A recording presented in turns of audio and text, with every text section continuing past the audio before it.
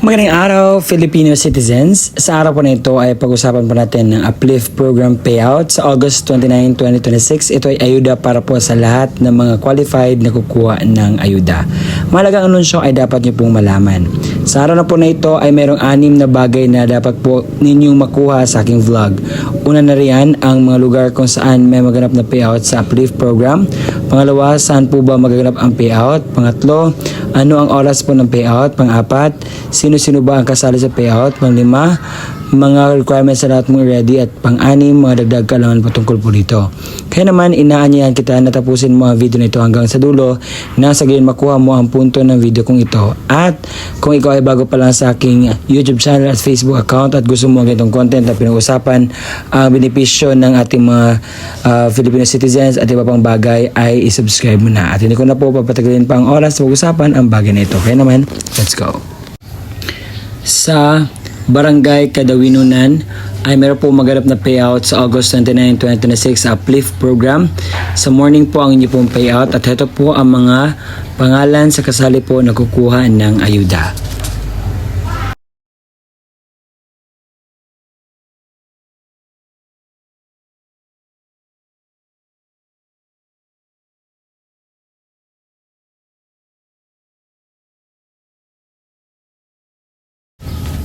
Sa Lagtang Tech Voc ay meron po maganap na payout sa Uplift Program sa August 29, 2026 sa mga hindi pa po nakakuha ng ayuda.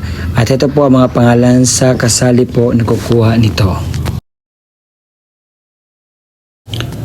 Sa Lower Magkarungaw, Covered Court, Western Poblacion, San Francisco, Cebu ay meron po maganap na payout sa Uplift Program sa August 29, 2026 alauna hanggang 4 po ng hapon.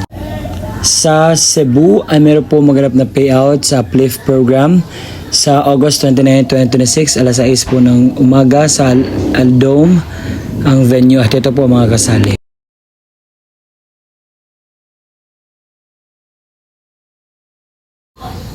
Sa Asturias Covered Court, meron po maganap na payout sa Uplift Program sa August 29, 2026.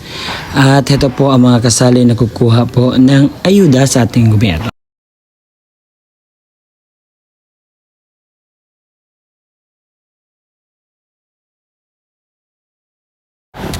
Sa Convention Center Capitol ay meron po magaganap na payout sa August 29, 2026. Morning po ang payout. At sa Convention Center Capitol po ang payout venue at ito po mga kasali sa kuha nito.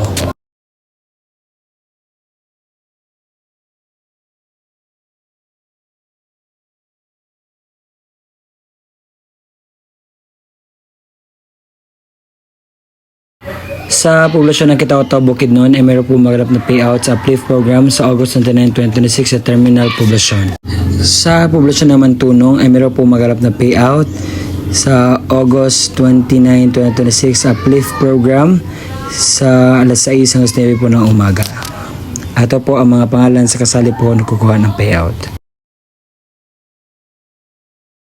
Sa Lagtang Tech Voc ay meron po maganap na payout sa Uplift Program sa August 29, 2026 sa alas 6 hanggang 3 ng po ng hapon at ito po ang mga kasali na kukuha ng payout.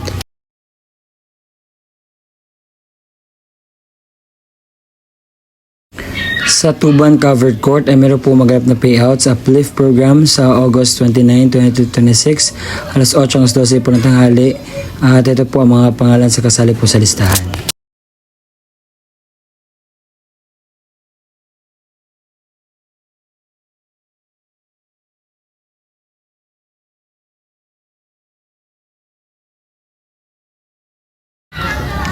Sa Barangay Los Amigos Gymnasium ay meron po maganap na payout sa alas 8 hanggang 4 po ng hapon at ito po ang mga pangalan sa kasali po na kukuha ng ayuda.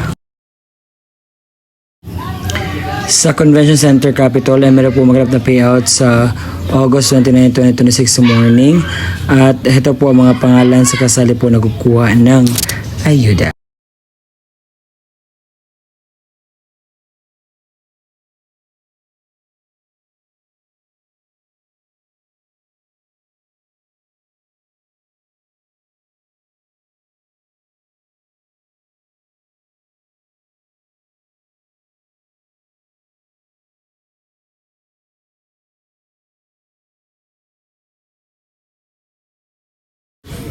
Sa Tugbuk District ay meron po maganap na payout sa uplift program sa August 29, 2026 sa Los Amigos Gymnasium alas 8:05 po ng hapon.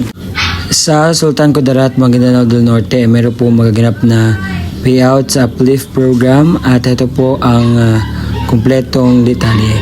Sa Barangay Kabuntalan, 155 beneficiaries, Kakar 165, Kapimpalan 283, Katamlangan 244, Katidtudan 494, Katuli 400, Pinaring 494. Usapan natin ang uplift requirements sa mga primary beneficiaries.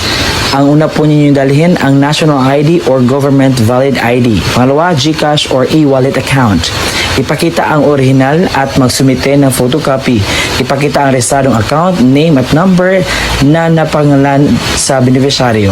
Ang primary beneficiary o head na dapat na unang mag-claim, siguraduhin ang pangalan at ID ng e-wallet ay tumutugma. Sa secondary beneficiaries, kung wala ang primary o head, maaari itong i-replace ng secondary beneficiaries na kasali sa family roster ng primary. Same requirements needed. Una, national ID or government valid ID or GCash or e-wallet account. Dapat kabilang ng family roster ng primary at may patunay na pagkaugnay.